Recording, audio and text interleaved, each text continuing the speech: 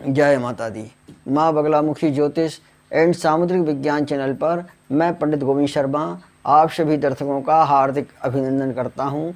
दर्शकों, श्रावण मास में भगवान शिव की पूजन कर अर्चन करके आप अपने मनोवांछित कामनाओं की प्राप्ति कर सकते हैं। भगवान शिव की कृपा से अपने जीवन के कुयोगों को सुयोग में बदल सकते हैं। भगवान शिव की कृपा से आप अपने जीवन में सुख, समृद्धि और शांति प्राप्त कर सकते हैं। जब भगवान शिव की पूजन का बात आती है तब भगवान शिव को अत्यंत प्रिय बिल्वपत्र की बात आती है। भगवान शिव को बिल्वपत्र चढ़ाने का विशेष महत्व बतलाया गया है। आइए, बिल्वपत्र को तोड़ने का क्या नियम है, कब बिल्वपत्र तोड़ना चाहिए, किस प्रकार बिल्वपत्र भगवान को अर्पित करना चाहिए और किस दिन बिल्वपत्र को वृक्ष से नहीं तोड़ना चाहिए, इस संदर्भ में शास्त्र के द्वारा कथित वाक्यों को आपके सामने प्रस्तुत करने जा रहा हूँ। दर्शकों, विषय के संदर्भ में चर्चा प्रारंभ करने के पूर्व मैं आपसे निवेदन करूंगा कि यदि आपने हमारे इस चैनल को अब तक सब्सक्राइब नहीं किया है तो इसे सब्सक्राइब कीजिए, साथ ही बेल आइकॉन पर क्लिक कीजिए, जिससे समय समय पर हमारे द्वारा दिए गई जानकारी आप तक पहुंचती रहे। इस वीडियो को अंत तक पूरा देखिए ताकि भगवान शिव के संदर्भ में पूजन करने के लिए विशेष बातें आपके ज्ञान में प्राप्त हों।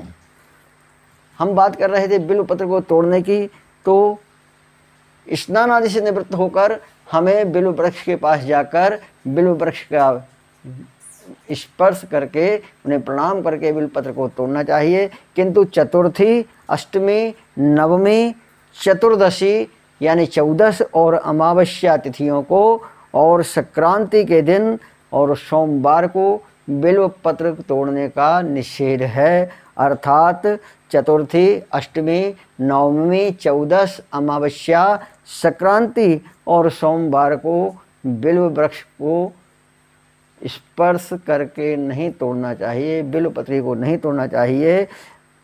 अब शास्त्र में कहा है कि भगवान शिव को बिल्वपत्र अत्यंत प्रिय हैं, तब इन निषिद्ध कालों में बिल्वपत्र न तोड़ने से व्यक्ति किस प्रकार भगवान शिव को बिल्वपत्र चढ़ाए, तो शास्त्र ने कहा है कि इस प्रकार की स्थिति में जिस दिन बिल्वपत्र तोड़ने का निषेध है तो पहले से टूटे हुए बिल्वपत्रों को व्यक्ति पुनः पुनः बार बार धोकर और चढ़ा सकता है। जो फूल, पत्ते और जल बासे हो गए हैं उन्हें देवताओं पर नहीं चढ़ाना चाहिए, किंतु तुलसी दल, गंगा जल बासे नहीं होते हैं, तीर्थों का जल बासा नहीं होता है। माली के घर में रखे हुए पुष्प को बासी दोष नहीं होता है।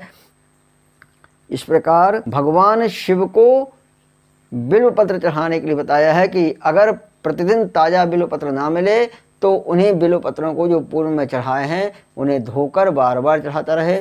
सूख जाए तो उनका चूर्ण भी चढ़ाया जा सकता है।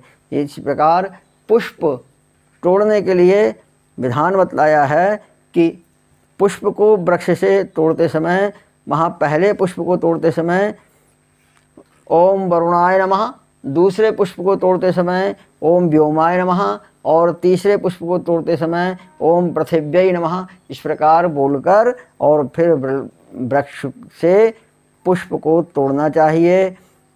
किस प्रकार के फूलों को भगवान को अर्पित नहीं किया जाना चाहिए, इस संदर्भ में शास्त्र कहता है कि जो एक बार फूल चढ़ा दिया गया है वह निर्माल्य हो जाता है, उसे दूसरी बार नहीं चढ़ाया जाना चाहिए। इसी प्रकार सूंघा हुआ पुष्प या अंग में लगाया हुआ पुष्प भी निर्माल्य की श्रेणी में आता है, इन्हें नहीं चढ़ाना चाहिए।